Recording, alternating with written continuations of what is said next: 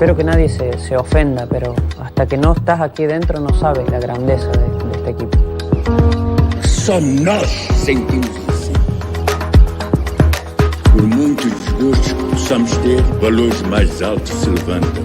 O valor mais alto que se levanta em termos futebolísticos chama-se Benfica.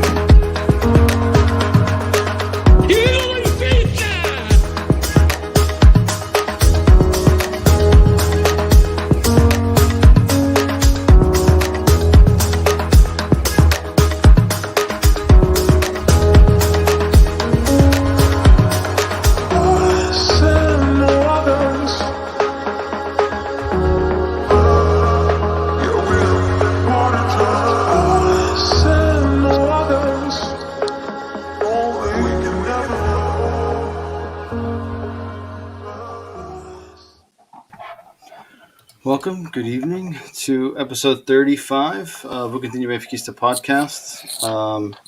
I can't remember the exact wording of the title, but I believe it was Hope You Brought Your Parachute. That's the title of this episode, just for Oscar. Boys, how are we? What's going on, guys? Pretty good. Could be better, right? Yeah, could always be worse too, right? Yeah, it's true. I don't know. It could. Well, it could be worse. So today we are going to talk about Benfica 0-0 draw against Ferenc. We returned to Stadio Dom Luís 19 years later, I believe, was the last time we played in Faro. We'll talk about that game, some of the changes, what we saw, what we didn't see, what we wish we saw. Then we'll talk about the Arsenal game. We'll go in reverse order this time just because Max is supposed to join us later. So we'll kind of get a different perspective from both sides in terms of what he saw and what we saw. And then we'll look ahead to Thursday's match against Arsenal. Just to kind of kick things off with the Ferenc game, Benfica started with Elton Leite got the start again. We switched back to a 4 at the back instead of a 3, which we saw against Arsenal. Nuno Tavares got the start ahead of Grimaldo, Otamendi, Vertonghen, Gilberto, Rafa, Gabriel in place of Weigl, who was suspended. Tarap, Everton, Sef, and Darwin Nunez again. In terms of statistics, just quickly, if you get 62% possession, 38 for Ferenc, 15 goal attempts against 8, 2 shots on goal for Benfica, 3 shots on goal for Ferenc. I feel like that shots on goal stat is a little not really telling of the amount of chances that were created. 15 goal attempts, I think, says it for itself, right? Oscar, I'm going to start with you. I know that you said you had you were going to bring the heat today in our chat. So I want to. What are your thoughts on the game? What were your thoughts on the lineup? And what did you see? All right, I don't even know where to start, but I'm just going to go through the game, right? So I kind of watched the game because I watched this one live, and I paid attention to, like, let's see if this is Benfica that when they're tied or losing, that searches for the result or goes after the result. So the first chance on the game was 13 minutes in, and it was a great save by Elton Leite. You guys remember that? The Gabriel pass that ended up being a counterattack, and Leite had an awesome save, right? 18 minutes in, Everton had a shot. The goalie had a diving save. I think it was more for the picture. Nothing out of this world. It was outside the box. He had a shot. He took 2 players on, and he shot it. The goalie had a diving save. It was right at him. 25 minutes in, Darwin missed that sitter. You guys remember that sitter that Darwin missed? Is that the near post one? Yes. That it was hard. Tavares passed it to him. He was like a nice play by Tavares, and it was harder to miss than OSU scored, right? So he missed that sitter. 39 minutes, Lika scored. You guys remember that goal that Lika scored? And the VAR took it away because of a 15 centimeters offside, right? That's it for the first half. So we keep talking. We talk about how Benfica dominated 65 possession or whatever it was. No, Rafa had one. Rafa was man to man with the goalie, and that's on the second half. No, he had one in the first half. No, it's the first half. He had 2. One in the first half, breakaway. one in the second half. Then he tries to beat the defender. Yeah. Yeah, he has it on his right foot, and he tries to beat the defender, cuts inside. He's coming up the right side. Yeah. He had two that game. But he didn't shoot on net. He just tried to cover the defender. Yeah, but it's obvious. Homem guarda-redes.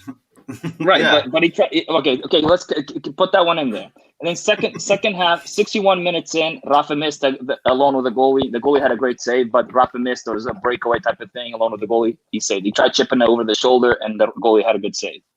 69 minutes in, Peasy hit the post, outside post, right? It kind of shanked it, but it hit the outside of the post. 72 minutes in, Seth lobbed his ball that came from the cross, and he just had to basically pass it to the back of the net. He lobbed it over the net. You guys remember that one with Seth Verbeek? Yeah. Yep. Okay. 72 minutes in. That's 72 minutes in the second half. That's it. We didn't create any other chance to win the game after the 72nd minute.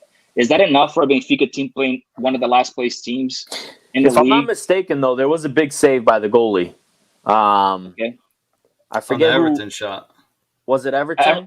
But was it towards the end of the game? First half. No. It was in the second half. There was one big save by the goalie. I forget who it was.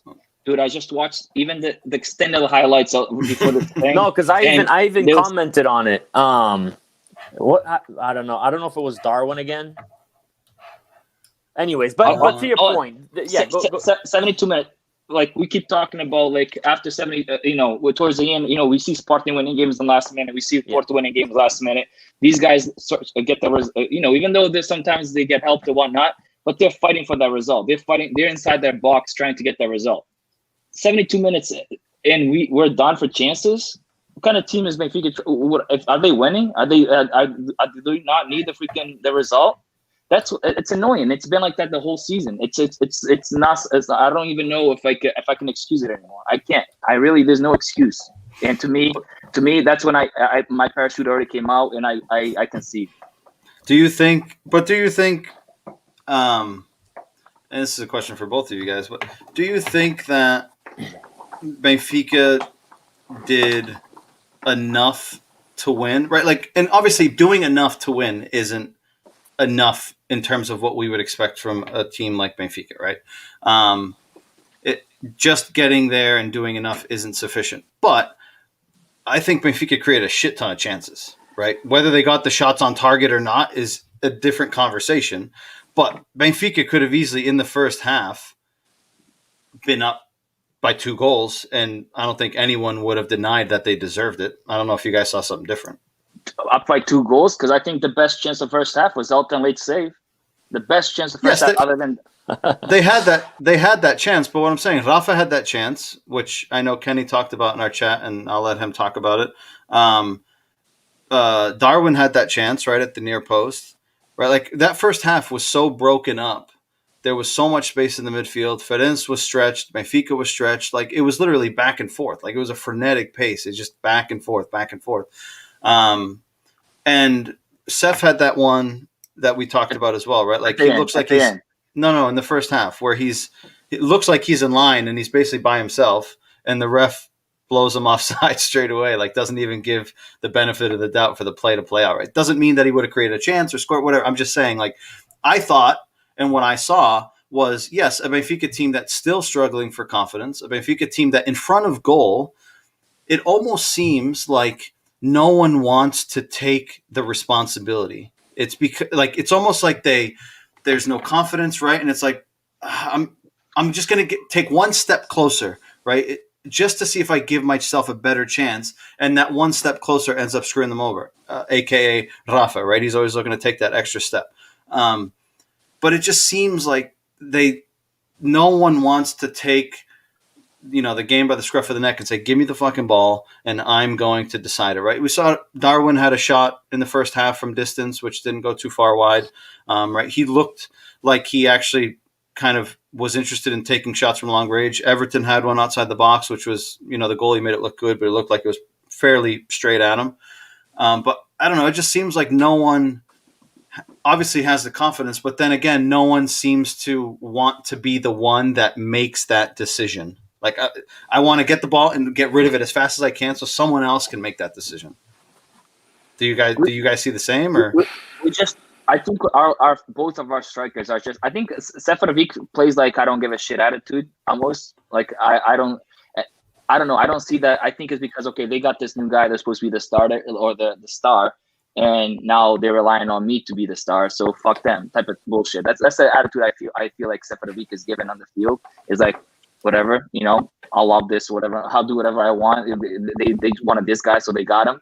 And Darwin is no confidence whatsoever. Darwin needs like I don't know what the hell what kind of medicine he needs. Get off.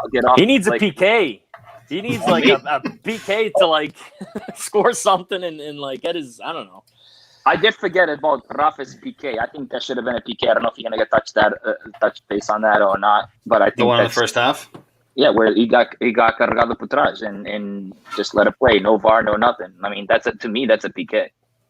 Yeah, I know Kenny touched on that as well. What were your thoughts, Kenny? Oh man, I mean, I'm just trying to like put myself back into that day because I was texting you guys left and right. I was so fired up after that game. I actually wish we had the podcast then because I feel like a lot of my my thoughts and passion have like been forgotten. But I mean, you just Oscar hit on all the points, right? There's clearly no confidence with the team.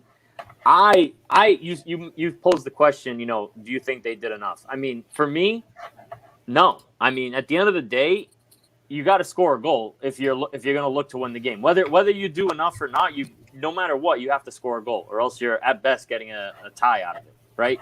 So I don't care how much you're struggling to find the net or put something on net. You got to score a goal. I don't care what the excuses are. And I don't know, they're not doing enough in the games, but I question what are they doing in practice? What are they doing during the week? Because I don't see good quality of soccer. I don't see any type of strategy. I just feel like let's just throw 11 guys out on the field and do whatever you want. Like I don't see anything. There's no combination. The only guy that seems to spark the team is Rafa, but then he's like afraid to shoot the ball now. Like he's literally two chances against Ferenc. That second one is shocking. You just have the goalie in front of you, and you don't even get a shot on, or you get a poor attempt on net. So I don't know. Like they're not communicating. No one's telling them there's a guy behind them. It's just what are they doing in practice? I mean, are they not? I get it. There's restrictions, but that's what every team is dealing with the same stuff. And it's frustrating because it's clearly translating to the games. They're not putting in they're not having they're not doing good results, and they're not putting in good performances. And it's getting tiresome. Like I hate coming on here and having to deal with this again. Like we just keep losing points like every week. It's like another tie. I mean, at least we're tying. We're not losing that many, but still we're losing a ton of points. And everyone on here. I mean, we have more anti-Benfiquistas on this on the chats now. Everyone's on here to like poke fun at us. Like it's ridiculous, and it's sad to see. But yeah, Darwin. I mean, I've been a big defender of Darwin, and he clearly was frustrated when he got subbed out. It was tough to see the kid with his hoodie over his head. Clearly he's emotional. At least you can see that it means something to him, right? He's not just all right. I'm getting subs, sit on the bench. It means something to him. Like he's at least he's got that. But I mean, the money over his head is a big thing looming over him, and you can see that it's bothering him a lot. But at this point, Kenny, who do we blame? At this point, who's the biggest to blame? Look, so that was going to be my next question. Hold on. Before we get to that topic, for anyone who's watching, I'm going to post the comment. I'm going to post the stream link in the chat. If you guys want to join the podcast and share your thoughts, share your opinions, vent, let it all out, air out your frustrations, or if you want to give us an unbiased opinion, if you're not a Benfica fan and you want to give us your unbiased opinion, you're welcome to do that as well. So I'm going to put the link in the chat. If you want to join, we'll bring you into the chat and we can chat about Benfica and what's going on right now. So Kenny, back to you. What do you think? What Oscar said? Yeah. So I've thought about this, right? Because after the conversation we had last week, I pretty much said, I have enough blame to go from the direção, all the way to the players, right? If I had to rank them, I'm still going to put most of the blame on the players. At the end of the day, the players have to come out and perform. They're professionals. Like, what is Rafa's excuse not to shoot on net there? Like, there is no excuse. Put the ball on net. Poke it. Like, it literally do something. Not to get a shot off is absolutely unacceptable. So for me, at the end of the day, most of the blame is on the players. Then I'm going to go to the coach. I mean, the coach came in to do a job, and he's clearly not doing it. There's a lot of, the newspapers already flying like, oh, the president wants him to resign. I agree. At this point, any other person would have been canned by now. Any other coach. Bruno Lage and Rui Vitória got let go for less. Exactly. So now, is it a money thing? Like, if they fire him, they owe him a lot. If he resigns, they owe him less, or whatever the case may be. If I'm like, as a Benfiquista, I wanted Jesus in here from the start, but at the end of the day, this is just getting worse. It's not getting any better. I want him to resign, finish the season to see, if we can kind of make something out of it. I mean, I was expecting a little bit of a run here. I mean, the schedule kind of opened up for us with some easy teams, and we're in the last five league games are 1-1-3. So, that's where I still put the blame on the players, then the coach, then the direção, and Vieira definitely has not come out to speak. I have my opinion with Benfica getting robbed on PKs and the arbitragens. I don't care if I come out as like, oh, no, penaltis outra vez. Like, I don't give a shit what anyone says. Porto in the last 2 games got 3 PKs in the final 10 minutes of the game to get them results. Benfica has not gotten any. They missed one. Yeah. Okay, Benfica hasn't gotten anything. Granted, yes, we're not playing. I'm not saying we're playing well or whatever, but like we've been in tie games and we haven't gotten any help from anyone. And we've actually gotten robbed, right? We've gotten Vertonghen, the Vertonghen hand, in the box or whatever. So I don't care if Vieira, like, that's what when I've been a defender of Luis Vieira, because in the past he's come out and defended the team, especially against the arbitraging, and this year he hasn't. I don't know what the issue is. I don't know if I don't know. I don't know what the problem is, but it's frustrating to see. I saw that thing that you post that you shared with us, the Universo Benfica thing. I wish there was more support from the direção, because I think we're not only are we not playing well, but we're just the point difference is way too big for Benfica to be out of it by now. Who do you blame? Who do I put the blame on? Well, I guess I know who you're going to blame. JJ. That's an obvious thing. Like we all. But do you think it's How would you odd? rank it? Do you think JJ number 1? Do you think it's odd that Benfica, in Europa League, is the team with the most penalties in Europa League? 5 penalties in 7 games. And Benfica in the Portuguese league, 20 games, 0 penalties. Again, it's not an excuse for where we are today. It's not, right? But again, I've talked about it before, and sorry to cut you off, Oscar, and you can share who you think is to blame. But I've said it before.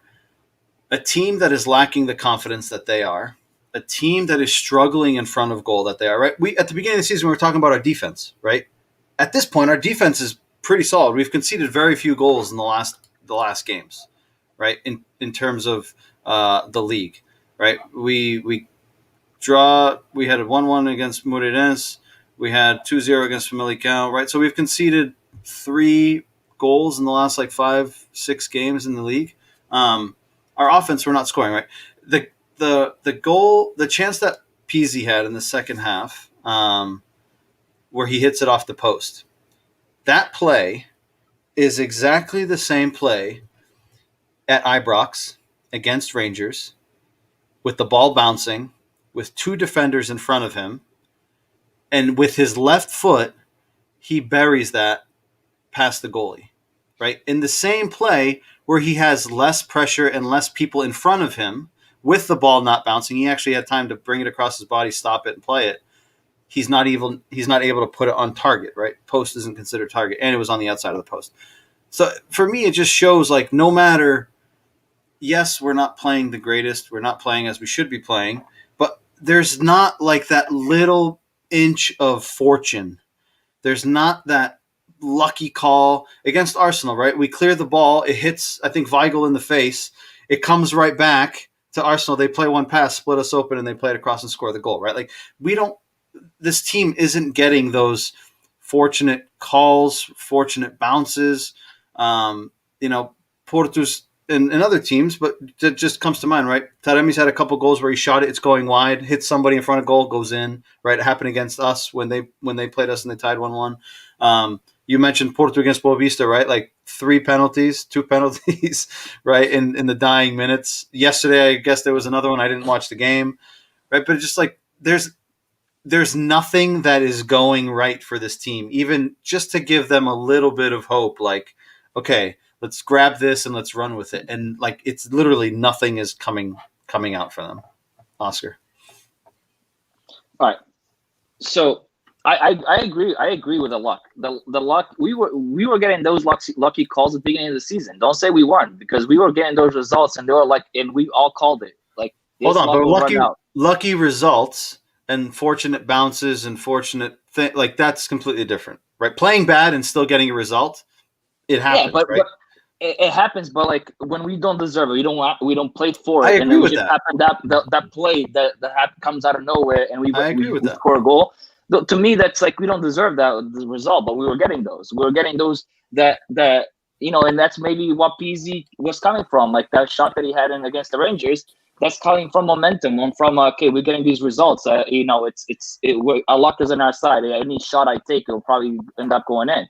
At this time, you can probably give him 10 shots and you'll miss 9. Like that's the team. It's at that stage, and I blame the coach. I blame the coach because the coach is the person that practices these guys, has to give them confidence, has to make them feel like they can do better, motivate those players. And obviously he's now showing that he's motivating the players because they all go in and they're scared to touch the ball, just like you said. They're scared to make that decision. Why? Because you think Gabriel, when he got yelled at last time because he ran off the field, that when Jesus yelled at him in the middle of the field, you think he liked that kind of situation? No. He said, you know what? Fuck you. I'm not playing for you. Like, and since then, what's Gabriel done? Since that game, and he was one of our best midfielders before that. Look at the situation with Odysseas and late. Yeah, that kind of situation. What's Odysseas done other than save us points? Legit save us points in this season. That divides the locker room. Like that legit. Like Odysseas coming out and saying, "I don't know what I did to lose my spot." Right?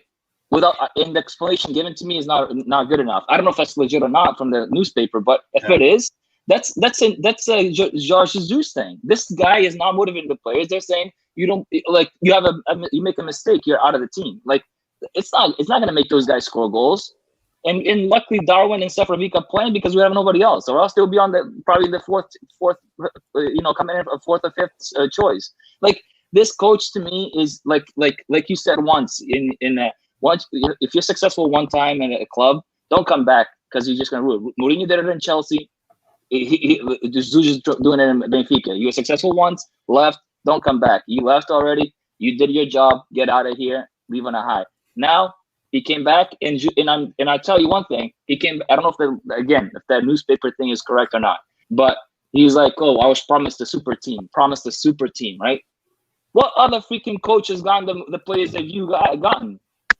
Tell me in the last since Jesus left, what coach has gotten the players that he's gotten for the money that he spent? Nobody. And guess what? Rui Vitória and Lage won Campeonatos did not stay 14 points behind first place. So yeah, it's on Jesus. And then the players, because they can't motivate themselves. And Luis Felipe Vieira is to me is the third person because he hasn't come out and said I messed up. Because if he had said I messed up, I did what you guys asked me to, and I shouldn't have. He should. If he came out, I respect him a lot more. If he came out and said I did what you guys asked me to do, and it failed. That's my biggest problem, right? And apparently they're gonna have a pre-recorded message on Sunday, Benfica's 117 anniversary. So he's going to have some pre-recorded message. I don't know what he's going to say, but right, you know he's going to come out and say the normal stuff, right? Like, it's a tough year, the pandemic, this, that, the other thing, right? You know he's going to come out and say that, right? But that's the thing that's most frustrating for me is this guy has, right, when Benfica wins, he's always front and center, right? He's always there. When Benfica wins the titles, I remember, I don't know if it was the last time or the time before, right? He was in the locker room and talking about, the bonuses for winning the title will be in their accounts, tomorrow morning, right? And in a time where he just got elected 4 months ago, and a time where we spent record numbers, and a time where, clubs are struggling with the pandemic, he's not shown his face, and he's almost essentially hung guys like Rui Costa out to dry, right? Like, hey, you go and send this message to the fans. I'm going to continue to just hang out in the background. And, maybe people will direct their frustrations at you because you're the guy that's going to be out there showing your face, right? But that's the thing that pisses me off the most is through all of this guy has yet to come out. Instead, they send us fucking newsletters every day, right? The comunicados through newsletter, like emails. Like, I don't fucking care about the email. Like, it's not doing anything, right? Like, give us something tangible. Give us something, a reaction, right? Like, you writing letters in a goddamn email isn't going to get a reaction out of anyone, right? If anything, it's going to piss people off even more. So, like, what is going on? It's frustrating that the Department of Communications at our club just seems to not care. And I hate to say that. I hope that's not the case, but I don't know, from the outside looking in, right?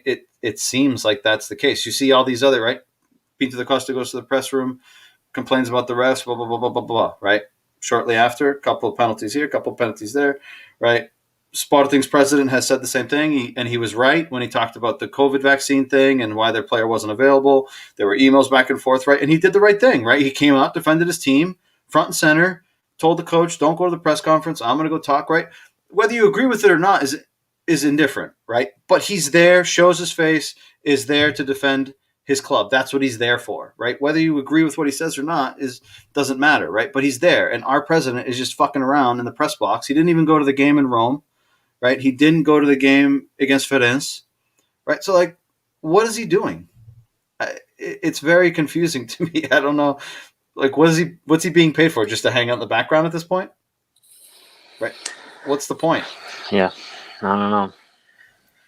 To me, I feel like if it wasn't for what he did this off season before he got elected, which is like, all right, this is basically what I have to do to get the fans back on my side, because Benfica last year lost legit like the biggest chance of getting a campeonato that I probably remember, and they lost it.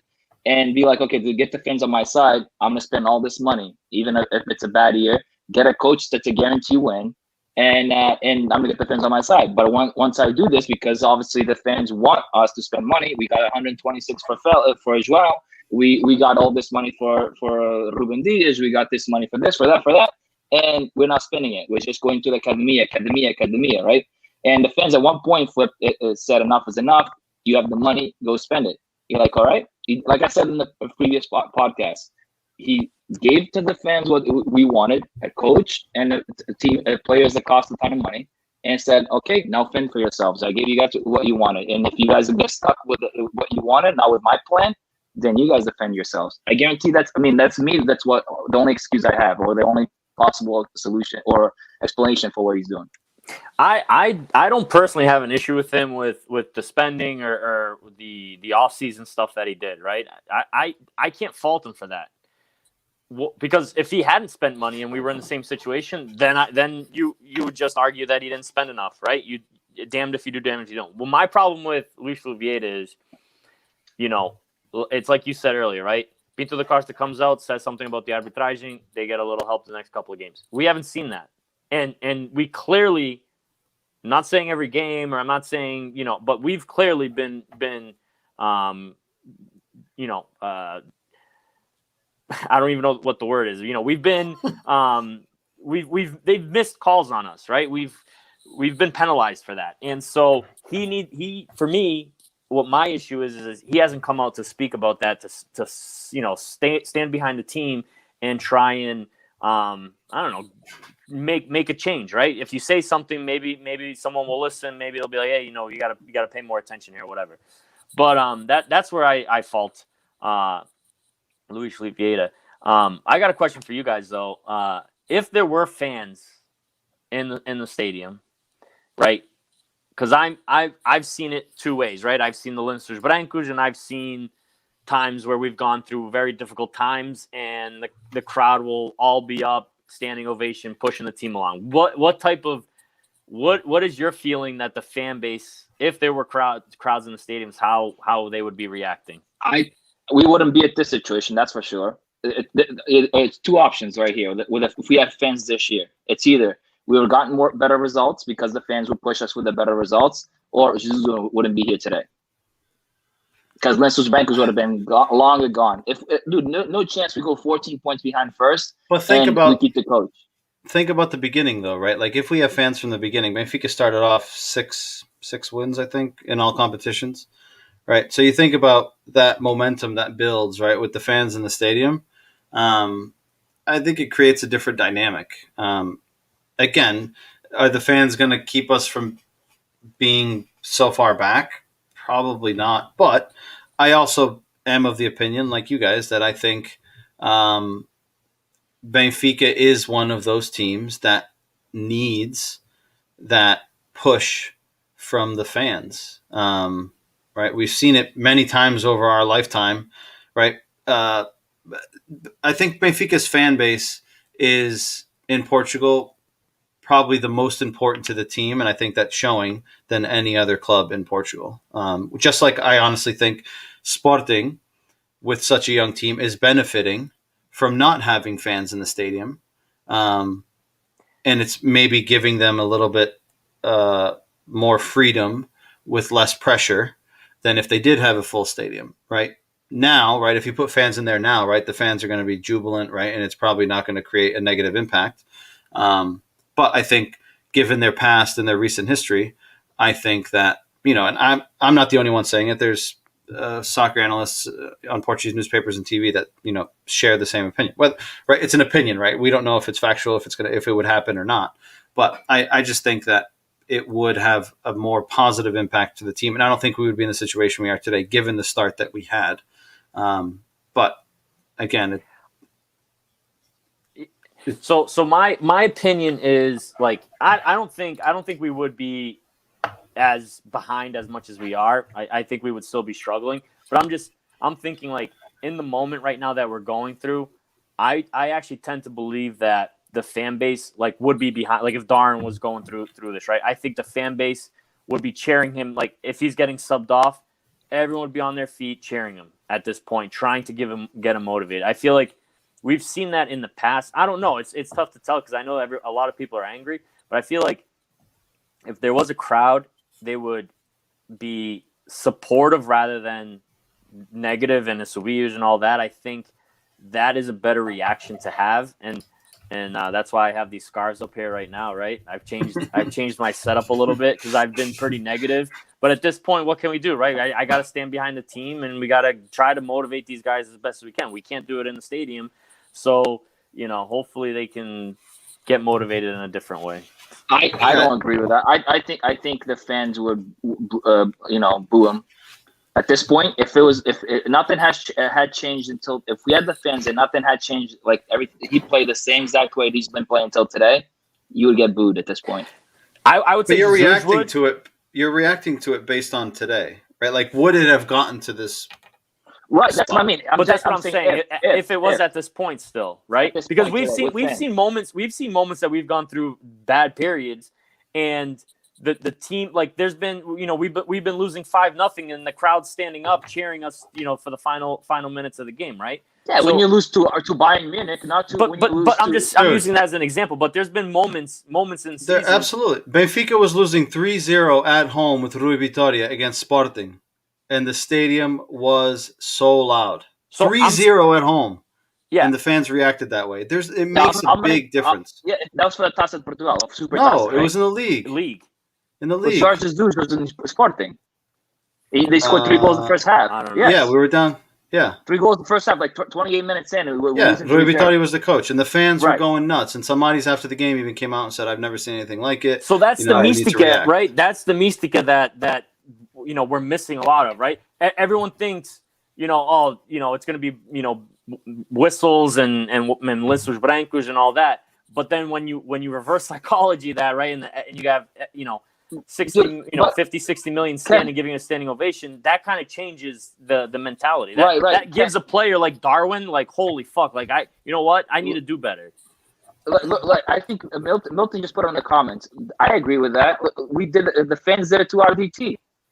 It cost a lot of money. They held him accountable for. He couldn't score goals. He got booed. But RDT is a player with more experience. Dude, come on! You think fans look at them? Benfica fans when they're losing 15 points behind first, you think they look at experience and our experience? I don't think RDT gave a shit about Benfica as much as Darwin. Darwin actually cares. RDT did not care about Benfica from the very beginning. I never thought that. And everyone says, oh, he's doing. I don't even know, but last time I checked, he wasn't doing that great nowadays. He might have done after he left Benfica. He was doing great, but for me, he looked like a player that was uninterested too. I think Darwin cares way more than RDT did ever. But that's just my opinion. I agree with that. Yeah. But he's also, again, like, I think the young factor comes into it. But again, I think one of the things that we need to separate, and I had a conversation with Milton says it's an equal comparison. I agree. And that's fine. I don't think it is, but that's fine. One thing that I think we need to separate, right, and it comes back to the Darwin talk. I had a conversation with the guys from the Portuguese podcast over the weekend. Us as fans, we struggle to separate the cost and the player, right? There's an expectation that comes with the player, right? Yeah. The cost of that player is not the player's fault, right? And unfortunately, we hold that above their head because, well, you cost X amount and we expect X in return, right? Yeah, but it's not Darwin's fault that Benfica paid probably 2 or 3 times more than they should have for a player of his caliber. So, Mike, let me just interrupt there, right? Do you think Darwin doesn't see a penny of that $25 million that they spent on him? That's just between the clubs. Darwin doesn't have you got to buy me for $25 million. He has nothing to do with that. That's between the clubs and the agents. Darwin's worried about what he's going to make for the club. How much is he making on the club? I'm sure it's not. I bet you Samaris makes way more than him. And what does Samaris do? But everyone wants to defend Samaris. Oh, Samaris should have getting the salary off the books and retired by now. Kenny, look at this. If you buy a sports car that's supposed to be fast, right, and you pay a lot of money for that car, and the car is not fast, it's not the car's fault, right? But but everybody's gonna fucking shit on your car. I understand, and that's why Darwin is getting like everyone's on top of him for the price tag that we paid for him. It's not his fault. That the price tag. I agree with Mike. The price tag that was paid for him is not his fault. His performances are his fault, but then it gets multiplied by 25 because we paid $25 million for him. Well, that's not his fault. Seferovic isn't doing as good either. There's plenty of players on the team without the same price tag that are struggling too. So the $25 million is just like that X factor above but he has nothing to do with that. And I agree with Mike what he was saying. Like, he has nothing to do with that transfer price. That's between the agents and the club. I agree with that. He has nothing to do with him, but obviously he knows that he was the most expensive player in Benfica's history, and that affects him. Be like, 100%. I have to. That affects him 100%. Absolutely. So you think João in the first year in Atletico Madrid, right, Felix? You don't think that 126 affected him? The price tag affected him going there? Of course. Like, even other players will look at him like, dude, you cost us 126 million. You have to perform. Like, so it's not João Felix's fault that the club paid 126 million for him, but other players like Koke and all those guys that are there are like, dude, you cost us this much money. You have to perform. You can't just be a guy that's another player. You have to be a star. You don't think that Pizzi's and Rafa's and all those guys that like saw Darwin coming in and like you cost us the biggest transfer in Benfica's history. You have to perform. You don't think those guys are in the locker room saying that kind of shit? I actually do not think that they're sitting in the locker room telling him you cost us $25 million. No, I don't agree with that. I don't. I don't know. I see the locker room very divided. I don't know. I see the group. I see those groups talking. That fucker cost us $25 million. I don't think he's not doing shit. I don't think they're talking about what each one is worth because they got transferred over. I don't think that's a conversation they have. I don't personally. I would You don't like. think you don't think PC, Rafa, and Almeida talk about that by themselves? You think PZ's gonna go? You think PZ as the leader is gonna go up to Darwin and tell him you cost us $25 million? But he's talking to the other players. He's talking to. But what's the benefit though? It's not the benefit. I disagree. I mean, if I'm in a team, right? If I'm on a team and a player comes in, is supposed to be the high caliber player, right? The player that's going to be a superstar, right? And he doesn't perform. I'm going to talk to my closest friends on the team like, that fucking guy sucks. He's not even that good. We paid $25 million for him. I don't know if you will, but I would. And I played. We didn't play professional, but we played a college. And if like that guy's supposed to be a superstar, they recruited this guy and he sucks. I don't disagree, right? Those are conversations that happen, and these guys have lives outside of Seychelles, and they have personal lives and they have cliques, right? And we know that, and I'm sure they have conversations where they make fun of and shit on other people on the team because they missed this or they did that or whatever the case may be. Right? That's just natural, right? But what I would expect is guys like PZ, like what I would have liked to see, for example, on Saturday or Sunday when Darwin Nunez came off the field and he was clearly frustrated. Clearly, right? This is a kid that's gone through depression. It's known.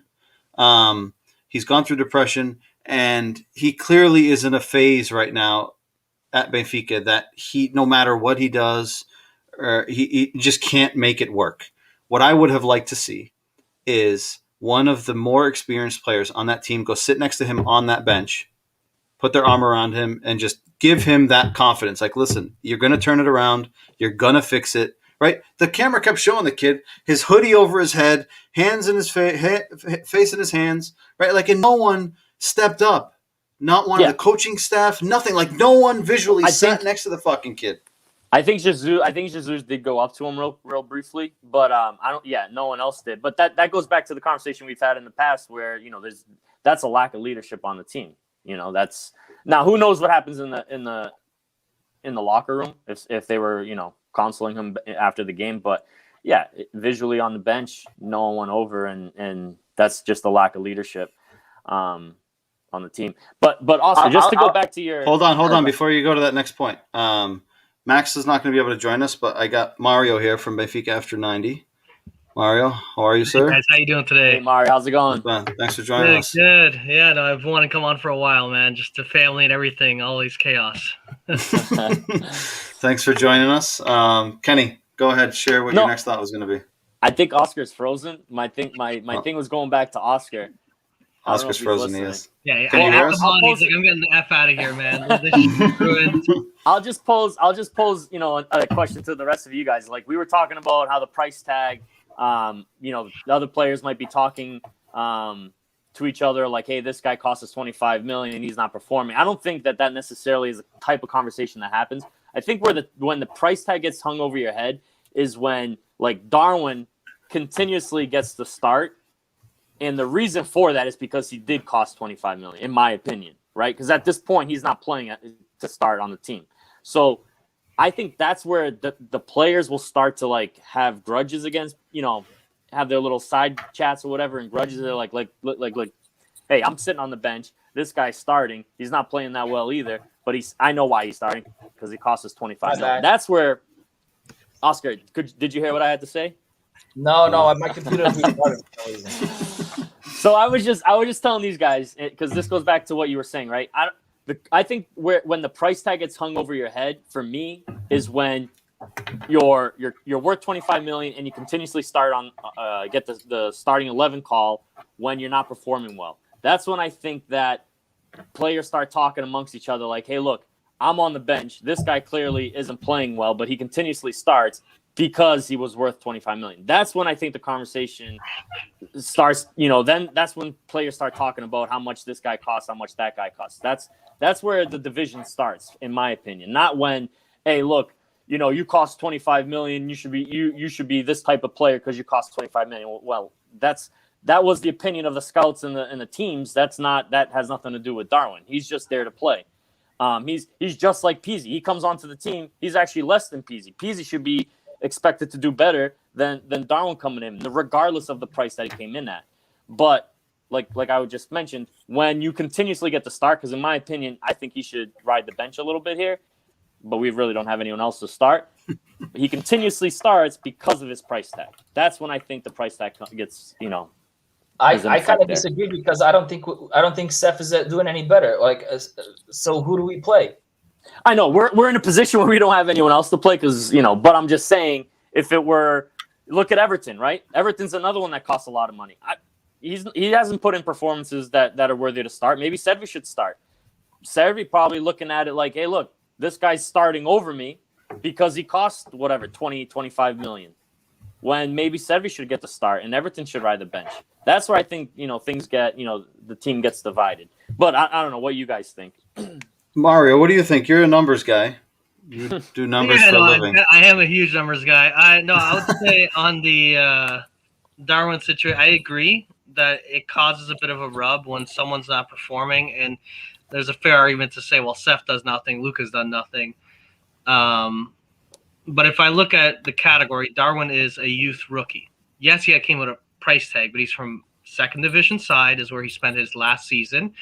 He's a young kid that's learning. Young kid that's learning is getting all the playing time. Other young kid that's learning gets zero playing time, which is Ramos.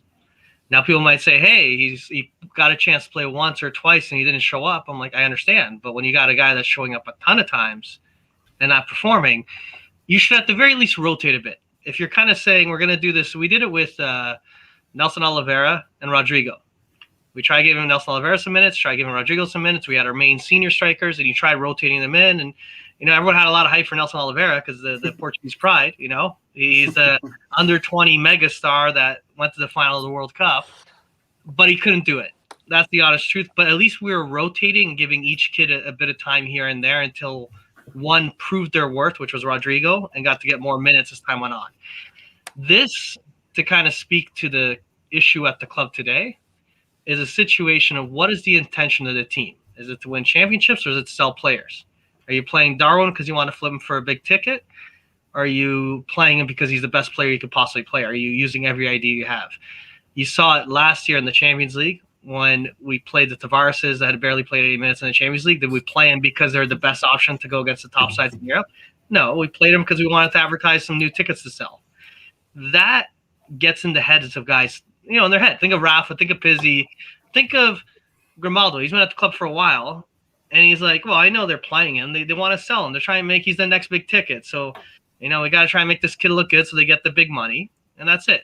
Like, there's no – and that, whether it's true or fake, becomes a mentality, right? It starts kind of going, is your intention to win or not? Because if your intention is to win, you got to try. You got to do something. Right. Yeah, I agree. It's just frustrating that, right? I don't like the price it. tag. Don't get me wrong, but sorry. No, that's fine. I just think it's frustrating that, the numbers always get thrown around, and rightfully so. But it's just unfortunate because you're basically a victim of a group of people who decided we're going to put this number on this kid, and hopefully it pans out, right? You're basically the victim of that. Actually, the one thing just to quickly cut off, the one thing I get ticked off the most, though, is the amount of heat Darwin gets. You don't hear the same level of heat for Luka Waldschmidt. Nope. He wasn't cheap. Bundesliga level experienced player that plays in the German national team and has several more years of experience than Darwin. And Darwin's been disappointing. Luka's been way worse. And he gets benched at least for it. But the fact is, Mr. German international that plays for the German national team as a forward and play Bundesliga can't handle a Tondela. He can't do anything. And so that's where I kind of I feel bad for the kid because he's getting the bulk of the heat out of all the transfers that came in. It's not the Golden Boot winner of Everton from Brazil, right? Mm-hmm. It's a rookie kid from the second division that they're like, you're supposed to be the next Ronaldo. Like, well, that kid played in Germany. No. Luca's got to learn how to play. Everton's got to learn how to play. Junior, we expect you to be the megastar, and that's because his price tag had $5 extra million more than the other two guys. I think the only difference, Mario, is that Darwin is the highest transfer in Benfica's history, right? So he's gonna like Luca. Yeah, no, I get that. Yeah, that makes sense. Luca is 20 and Everton is 20, right? But to be honest with you, because everybody keeps talking about the highest transfer in Benfica's history, Darwin's always going to top the conversation, right? Darwin's going to be, his name is going to be on the conversation. I agree. Luke in Everton should be getting all this heat too. But the thing is, they've been hiding behind the highest transfer of the Benfica's history, which is Darwin. They're hiding behind him. Yeah, he takes all the heat. He takes all the heat because he's the highest transfer of Benfica's history. And he's not many people talk about this, but he's actually starting to remind me of, and no one loves talking about this guy. Remember Roberto from Spain? Yeah. Goalkeeper we got. The next big goalkeeper, and that's all everyone talked about. Big in size. Yeah, pretty much. But they talked about him all season, how terrible of a signing he was because he was the big signing, the biggest goalkeeper signing we've ever spent. But we sold it for the same amount of money, I believe. Yeah, I know we did. That's the one thing that was the funniest thing about it was shady business. Like I shit on Luis Vieira a lot, but it's stuff like that where I'll give him credit where he took the biggest flop we had at the time and made a profit. We actually, I don't know, it wasn't much, but we still made a profit. It was like $2 million or something. I mean, with RDT. I was about to say the same thing. He rarely gets. Yeah, that's the one area he's good. He's good at hustling you know, he can get tricked on a deal, but then he can go and convince someone else to do a stupid decision like he did. It's like, hey, this is good, man. You want him? He's like, okay. Manipulating the market. Yeah, it's George Menz mostly, no? Yeah, probably. That's kind of the I scratch your back, you scratch my back. Yeah, basically. Exactly. To close off on this Firenze game, who would you guys say was your MVP? Mario, I'll start with you. Oh, MVP. I gave it to Otamendi. Just because if Firenze could have won, man, if he didn't do that, I'm trying to remember if it was in the first half or second half. There's one moment where he had a 1-on-1 and he cleared second half. Yeah, second half. Cleared the ball. He had some crunching tackles that game, all on point, getting the ball. He's like the one guy playing hard, like actually saying, you know, you're gonna play against Benfica. We're not gonna make it easy. So yeah, he's my main guy. And that's, I guess, you brought up a point is. Otamendi, right? He got crucified in the beginning. Crucified. Dragged through the mud. Yeah. Conspiracy theories. He's there because Porto. He's a Porto fan. He's doing things on purpose, right? Not going to mention any names, but there was plenty of people outside of this group that shared the same opinion, right?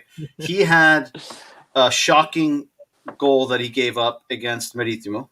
Okay. And after that, he came out on social media and stood up and said, listen, I've not been at the level that I expect myself to be at. I will dig in. I will work. I will be better. I will get better. He has been a fucking machine since that, right? How many times have we voted him and picked him as the most valuable player of the game? Like every game. Numerous times, right? It's almost like every game. On our show, the same thing. Hated his guts. I got to say, across the board, first few games, it's like we signed the Portisha. This guy was talking shit about us. He comes on. He's throwing games. It's complete garbage what he's doing for the first few weeks. It was trash. I agree. And it's like this guy has 1-2 years left of career in him. So we got rid of Ruben Diaz for a guy that's about to retire with us. We just got the next Jardel. But that guy turned it around. Like I gotta eat my own words because I talked a lot of shit about him, but he worked his ass off. But here's the thing, I think his mentality, and this is, I hate to say this, I really hate to say this, he's a Portista, and Porto have a nasty mentality. And they don't take shit from anyone mentality. And he still has that mentality to this day. I got to say, man, our guy's got to grow a spine. We used to have a spine. You wouldn't cross Luizão. You wouldn't cross Oscar Cardozo. Maxi Pereira, you never cross that guy. When he went to Porto, he didn't get meaner. He was just always a mean asshole, right? Yeah. You think of Feja, you think of Matic. We always just had tough guys. Javi Garcia. Javi Garcia, man. You don't screw around with Javi Garcia. These guys were they had a little bit of an edge to them, and guys knew that they have more talent. They're physically stronger.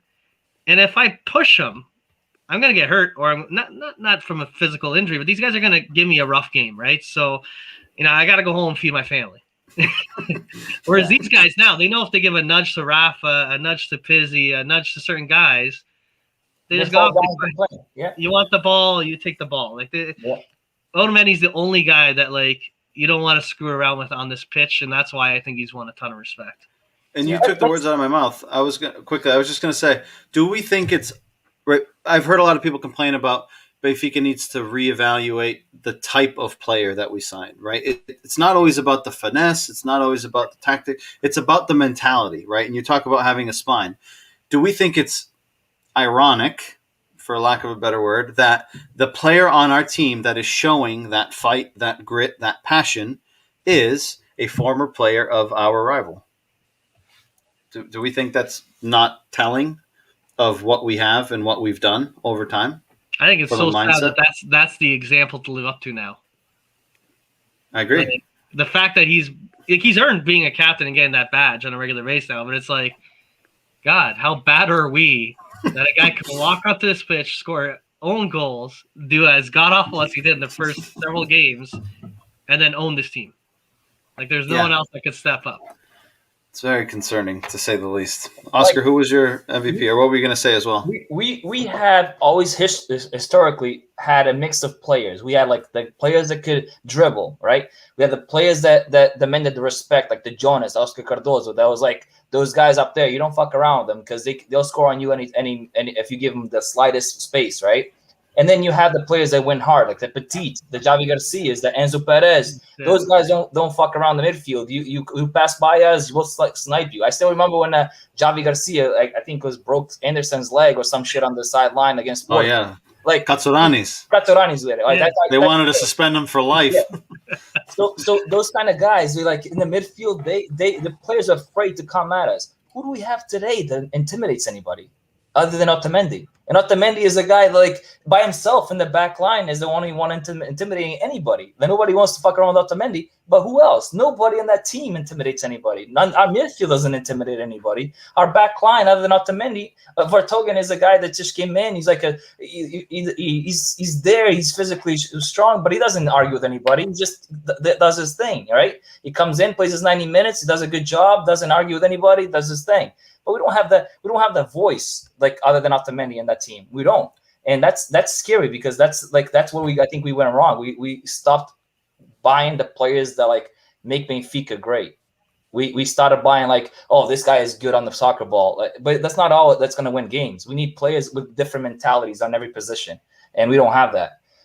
Best player on the field, I agree with Mario. Otamendi was great. I will give it to late for that save that he did in the first half. Yeah. I'll wait till you're done. No, I'm done. That was it. Before you go, Kenny. Hold on, go before ahead. you go, Kenny. I think this question's for you, Oscar. I'm going to direct this to you. I know you were vocal about Otamendi being captain so early. Do you give JJ credit for identifying that leadership in him amongst the garbage that he has around him? Do you think now that it was the right decision? I just don't. I don't agree with him giving it to him in the second game of him arriving. Otamendi. I'll listen. Otamendi had to prove himself to be wearing Benfica jersey, right?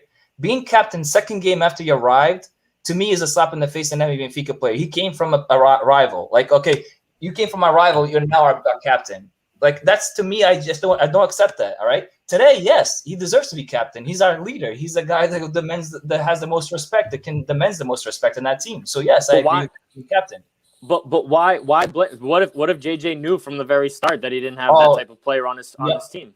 He's known that he doesn't have that type of team or a player on the team like Otamendi that demands but that why respect. did he spend $100 million if not to buy a player? Dude, you keep saying he didn't spend $100 million. I know you keep saying that. These guys, most of these guys were already coming to the team. They were not Jorge Jesus. They were already coming to the team. You keep saying that, but they're not. All these players that came to Benfica this year were not Jesus' picks. They were weren't. I think the Otamendi thing. What? But to that point there, I think that Otamendi thing was Jorge Jesus saying a big F you to Luis Vieira and the players on the team. Because he had been manager we only had a 1 month preseason. Otamendi came at the end of the transfer. He had almost, 2 months before Otamendi came with these guys.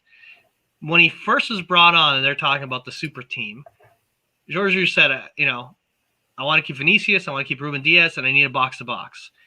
We got rid of Diaz. We got rid of Vinicius on loan, and we didn't get him a box-to-box. And we gave him didn't get Otamendi. Ruben Smithu either. He didn't get Ruben Semedo either. And like it's like he had like his little wish list, and his wish list was thrown in the garbage. It was ignored. And these guys had just finished throwing Lage under the bus and were putting no effort. The guy knew what he was walking into. He was walking into a broken locker room. Mhm. And he had already like 6-8 weeks with these guys, and maybe they weren't given much fight in training. They weren't listening much. And when Otamendi came, maybe Otamendi the first – now I hated his guts for giving him the badge. I hated Otamendi's first few games. But maybe he kind of saw, well, this guy is showing up to work. And you know what? Screw you guys. Maybe even Otamendi didn't deserve it. Just maybe you're sending a message that none of you guys deserve it. I'm going to give the captain to a Portista because none of you guys are at that level even. And it was a big – But as a Benfica player, as a fan from the outside, that's. Oh, I hated it at the time. That was disrespectful. I was livid. You sent VA 90 after that match. I was like, "What the fuck?" Yeah, is but that? that's fine. That's fine to feel that way. But now looking at it from where we are today, you got to look at it and be like, you know what? He deserves a little bit of credit because he knew what he was getting, and he knew the type of player he was getting. He saw it in the little time that he saw it. He saw in that little time that he had him. He saw something that you didn't. So, I mean, he deserves a little bit of credit for that. That's a possibility, but that's opening doors for these Porto fans to laugh in our face. And that's But hold on, when you say Porto fans, That's what you think. if he wasn't a former Porto player, would the mindset be different? Yes. So why I don't understand the Portuguese mindset of like he played for Porto. He played right like we didn't think of that. I don't think it's just the playing for Porto. It's that I swear a couple months before us signing him, he was still posting on Instagram about Porto. Yes, he did. The title win. And it's not like I get it. He's a Portista. His club just won. I'm so happy my club just beat Benfica. You guys rock. Benfica sucks. He's not saying those words, but that's what we're seeing as Benfica. That's how you're figuring it out, right? Do you see Lampard leaving Chelsea, going to Manchester City, becoming captain? It'd be insane. It'd be nuts. Yeah, but that to me that's a statement on how bad. But he went to City. Yeah, but he wasn't captain there. Yeah, but that's a different decision, right? Like I don't know who the captain was at that time. Yeah, they probably had a better option. Lampard is a leader in the English team, like in the Seleção. And Lampard is like legit a leader, and he came from one team to the other. You think if Man City gave him the captain armband, it would have been like the fans would not accept that. Like this guy came from Chelsea to our team. I don't know if I agree with that. Fabregas was a captain for Chelsea, and he was an Arsenal player. He was a captain for Chelsea. Did he become captain second day in? No. I feel like you're treating this like it's some sort of like Sunday league type of thing. Like these guys are professionals. I mean, these guys are. Kenny, I agree with Otamendi being captain today. I absolutely do. I just don't agree with him being captain within 2 games of being at Benfica. That's the only thing I don't agree with. Like, fine. Like this is basically a player that came. He didn't even come from Porto, but like Mario said, he was posting about Porto weeks before he joined Benfica. Before they announced Benfica, he was coming to Benfica, right? So there's a guy raving about how Porto won and and then comes to become. Yeah, but look at Maxi Pereira. He had just finished winning a championship with Benfica and went to Porto and played his ass off and against Benfica and everything. Right, and scored against Benfica in our stadium, and then told the fans. This is what I'm trying to say: is these guys are professionals. They're not like us. They don't grow up with one team and it's Benfica and that's it. Like these are players that they play for the team that is paying for this. No, I'm not nothing against the player. I'm talking about the team, right? So do you ever picture Porto putting Maxi Pereira as captain after he joined Porto? No, because I don't see Maxi Pereira as. No, put it this way: have you ever seen in the history of any major club a rival come to the team and be made captain right away? Right away. The first time I've ever seen in history. Otamendi didn't come from Porto. Otamendi went to City, played at City. How about this? Grab any player. Has any player ever gone to a rival club? Like he's a Portista. Yes, he didn't come from Porto to Benfica. He went to City. But he was a month or 2 prior to this talking about Porto. Porto's his club. Yes. Signs for Benfica, made captain. I've never seen it. I haven't seen it in England. I haven't seen it in Portugal. I've never seen it in Syria. I can't think of it. Doesn't happen. It doesn't happen. It doesn't. Now I'm saying though that it's an example of what was going on in the locker room, and George was sending a message, and George was right for it to an extent. I don't know if he knew at the time. It could have been a case that maybe the guy didn't even deserve it, but he's like, you guys are playing like trash in training. You're not working hard enough. You guys got to work hard. I'm going to send you guys a message by making him captain. And at the end of the day, George Jesus is right for doing it. He called it correctly. But that to me is a worse statement on the status of the club. Like I that's agree with Yeah, that. but I knew that. Me personally, I knew that after the end of last season that we didn't have a spine. That we had a bunch of players that weren't there for the right reasons. I mean, if you want to look at it, the common denominators are like the Pizzis, the Rafej, the Samaris, all those guys. They're the common denominators. They've been there the longest, and they could be the cancer in the locker room for all I know. And so, maybe Jesus saw that before anyone else did, or he realized it right away. I don't know. Yeah, supposedly that's the story, is that it's the Rafa, Almeida, and Pizzi trio that's the story you always hear in the media and everywhere else, right? That's the guy that's dragging it down. I don't know. Paul asked us a good question here. Who would you have made captain over him at that time when he came in? Who were over Otamendi? Well, Yeah, so basically, who is in our squad today, other than the captains that are already selected? We already have the first, second, and third, and Otamendi went fourth, right? We have Andre Almeida was the first, and then we have Pizzi was second, and then I think Samaris is third. Jardel, wasn't Jardel the captain though? He was Jardel, Jardel might be first or second. Yeah, I think Jardel's first, and then Almeida, Pizzi, Samaris. No, but wasn't Ruben Diaz. and that's We why lost Ruben Diaz, Right. so No, he but needed to Ruben- fill another one. Yeah, so when Otamendi came in, Ruben Diaz is gone, right? So Otamendi is fifth captain, according to the Benfica's thing. So if everybody's healthy, Otamendi is fifth, right? Yep. So at that point, I mean, I don't even know. Everybody's new, right? But I just the fact, and Otamendi is the best leader. Yes, I agree with that. I'm not denying he's not. It's the fact that the history. I don't think it was a good thing for Benfiquistas to receive. It wasn't taken well by Benfiquistas. A player that just talked about Porto being their team a few weeks before comes to our team as our captain, a rivals team. And not saying he doesn't deserve it, because Otamendi is clearly the best player for it. It's more like a statement for as a okay. Now look, let's flip the script, right? Let's look at what statement it does for Otamendi coming in and Jesus going up to him and be like, "Hey, I want you to be a captain of the team." How does that? Because he's coming to a rival team, probably like, "Oh, these guys don't even want me here." You have fans like Oscar saying, "Hey, he's from Porto, he's gonna play like this." And then Jesus comes in just to, give him confidence and be like, we're depending on you. He gives confidence to Otamendi, and he fucks up everybody else's confidence. Fuck up who? The team already sucked. They all sucked. There was no one else to fuck up. There was nobody else. The team was sucking. They sucked from the Oscar. The team from last year sucked. It was the same team with a bunch of new players. The team already sucked. Like I don't understand who else. I don't quite agree with that. I think the team gave up on Lage, but that team was almost the exact same team that won the huge victory at Lage. Yes, 6 points behind.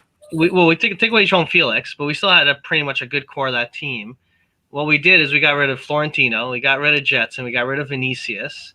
And if you're asking who would I make, if I was Jorge Jesus, the brand new guy, the only guy that showed some leadership quality was Ruben Diaz. He did not make Ruben Diaz the captain. He only made Ruben Diaz the captain the last game on the final day. Mm-hmm. He kept Almeida as the captain. And that to me was quite annoying because Jardel was injured, so he's the captain and he's not playing. So Almeida has the badge. Last time I checked, Almeida's been there forever. He was there under Jorge Jesus. Jorge Jesus never had any confidence in Almeida. Anytime he could play anyone but Almeida, he'd play anyone but Almeida. That's true. And he kept him as a captain until he got injured and then let it bounce around to Pizzi and Rafa and a few other guys. Then the final day comes for Ruben Diaz. Like, well, it's your last day, kid. Here you go. Enjoy the day and see you later. And then it bounced around one or two more games that went to Otamendi, right? At that point. But if all the choices that we had, I think the two choices before Otamendi at that time, because of the how just Otamendi just has arrived just like not too long before that. At that time, would have been Grimaldo Odysseus, right? Just for those few games until we got one of the captains back, and then obviously Otamendi would have deserved it and would have gotten it after that. But I would have done Ruben Diaz from day one, and he didn't. That's the thing. Is like the team had no leader, and so even Ruben Diaz left. Like it was leader. There's no leader at all. Right. And I think that was I don't know, the team was screwed. Take the romanticism out of it. in that game, take the romanticism about he's not been here long. Benfica goes into this game. I think his first game was in a Europa League game. I think he was the captain. But regardless, take the romanticism out of it. You go into that game, captains come out of the tunnel, leading the team out. Are you going to feel more confident Otamendi at the front of the line, or are you going to feel more confident a Grimaldo, a Rafa, one of those guys at the front of the line? Take the romanticism out. Who's feeling confident, the fan or the player? You as a fan, take the romanticism out of he's been here long, it's not right, he's Porto. Take that out of it. I just said that. Otamendi is the best leader for that team. Okay, I'm not denying that. I'm not saying he's not. It's not a fact. Okay, it's the fact that he just arrived and with the circumstances behind his arrival. Okay, and for a fan, I don't accept it. That him becoming right away. Paul makes a good point here. He played there 7 years ago, right? There, I guess. Are you as upset that Ruben Amorim celebrated Sporting's goal against Benfica? Am I upset? And he's a lifelong Benfica fan. No, I'm not. These guys are professionals. They're getting paid to lots of money to do their job. Kenny, we're fans, so it feels different. I get it. You're a fan. It feels different. But as a player, as a coach of Benfica, Jesus is going to do the best for the team at that time. He doesn't care what you think. He doesn't care what the fans think. Do you mind if I put in though? In that a comparison of Ruben Amorim, Sporting goes, Ruben Amorim, you're the best manager in the world. We need you. We want you. We're going to pay you a record sum to come to Sporting.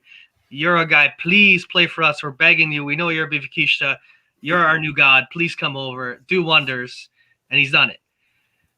Otamendi was a shady deal to negotiate Ruben Diaz as cheap as possible.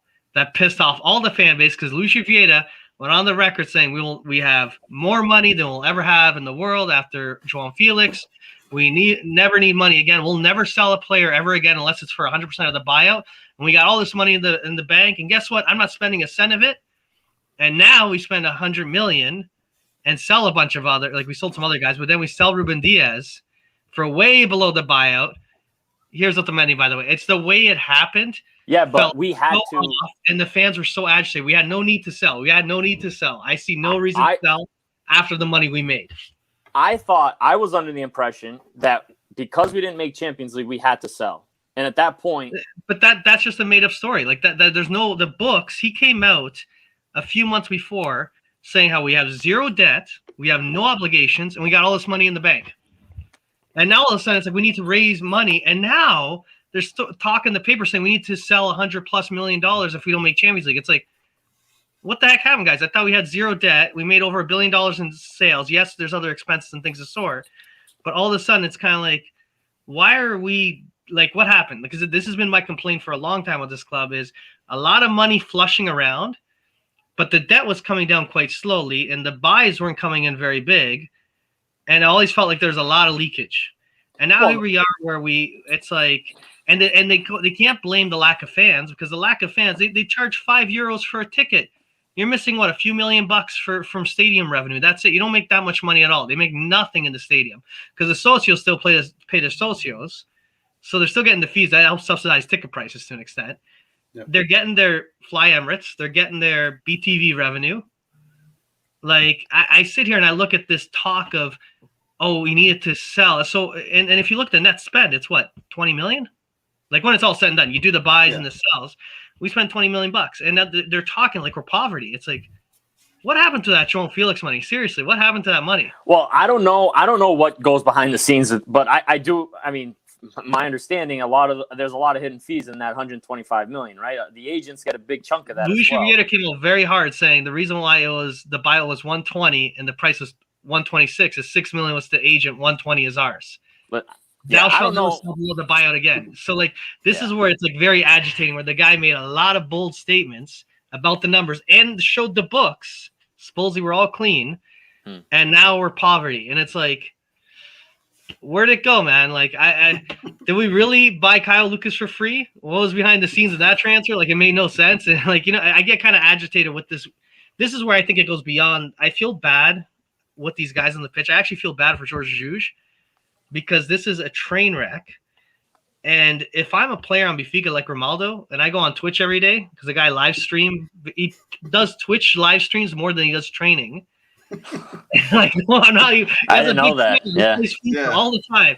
You can give him money and stuff. He earns an income off Twitch on the side. No shit. Seriously. Yeah, I didn't know that. It's hilarious. And yet, like, this is, I remember when he got hurt. Luis, it's hilarious. You got a comment out of fucking Rivaldo. Kind of busted his chops saying, guy, all I see you do is playing fucking FIFA. Yes, I know he's injured, but it was last year when we were going to the gutters. He's like, oh, I can't do nothing about it. He made a comment saying, what do you expect me to do? This is not a me problem. And that's the mentality across the board. It's like, this isn't a me problem. That's what it feels like, yeah. This is bigger than what's on the pitch. This is bigger than the management. This is not an us problem. I see Otamendi working hard, so I give him credit. But I feel like a lot of guys are looking at Otamendi saying, yeah, good for you, Pops. You know, you'll eventually get – it's, you know how those depressed guys that work at a factory that hate their life? Yeah. And you get the Keenan that comes in and he's working hard. And it's like, kid, don't worry. After a while, you'll be taking the smoke breaks and you won't give a fuck either. Basically. That's and you see Darwin, which is the young kid thinking he was going to get some kind of promotion, crying. And the guy's looking at the bench. Look at this schmuck. He thought he was going to do something here. Seriously. No one cares. And it's. I think that's the issue. There's a rotten mentality and it's a top-down spread. Like Sheo's gone. Sheo used to be on the bench. He's gone. Like there's like that's why I think they brought Luizão back to try to reinstill. They're trying to recreate that, but hasn't worked. Yeah. No. And you talk about Fly Emirates. That contract ends this year, and there hasn't been any talk about renewing. And Benfica's contract with Adidas ends this season as well, and there hasn't been any talks about renewing either. So who the hell knows what's going to happen? Are they going to lose those contracts? Probably not, but they're probably not going to be as lucrative as they would have been in a normal year, right? So that's another. I bet it comes down if we're in Europe. Yeah, we're gonna get the same money, but it's gonna come with the stadium naming rights attached to it. Probably. He's gonna come in and say, "Look, I got the same contract, but by the way, the stadium is now the Emirates Stadium or something like that." And which you're gonna argue saying, "Well, is it truly the same money? Because he just sold a lot of rights to get what we used to have before for just the kit." True. I wouldn't put it past them. Kenny, who was your man of the match? Before we jump over? I was just gonna say, I mean, clean sweep. I would say Otamendi, but I kind of the late. I know he had a good save that game, but I don't think he had a good game. He had a couple. I don't think he's that good with his feet. He had a difficulty with stretching the game, getting long balls. He was missing a lot of passes. A couple of times he was coming out, he could have picked up the ball. He ended up kicking it. I remember. I think him and Vertonghen had a little bit of a spat over. He looked a little shaky and decisive again, and that goes back to why has Odyssey has lost a spot all of a sudden. Again, I think it divides the team. Decisions like that do not help the situation that we're currently in. Yeah, I agree with that. I agree. Let's jump over to Thursday. Benfica plays away to Arsenal, playing at the Georgios Kariskakis Stadium in Athens, Olympiacos Stadium. Arsenal scored an away goal, 1-1. A game that, for me, I thought first 20, 25 minutes, Benfica looked completely lost. They were under the pump. They didn't know what the hell to do with themselves. They couldn't get out. They couldn't keep the ball. And I felt like they grew into the game. Arsenal had a lot of possession, but I didn't feel like they created much. They had the chance that Aubameyang missed in the first half, which was shocking. And then they had the chance that he got played in and shot it wide, which was a tough angle, but I would have expected him to put that on target. They had the goal, and then they had the play that Lucas Veríssimo came back and took it away from him. And he didn't end up turning it into a chance. But apart from that, Arsenal had the ball. They kept the ball. I didn't think that they did much with it, given how much they had the ball. So I guess turn it over to you guys. Oscar, I'll start with you. In terms of what you saw in that game, the likelihood that we go back to a back three on Thursday is probably very high, which surprised me that he didn't go with it on Sunday to kind of work it into the system a little bit more. I guess, how are you feeling about that? And I guess one ironic piece, which I thought was interesting, was I said on an Arsenal podcast last week that the score was going to be 1-1 in the first game, which happened.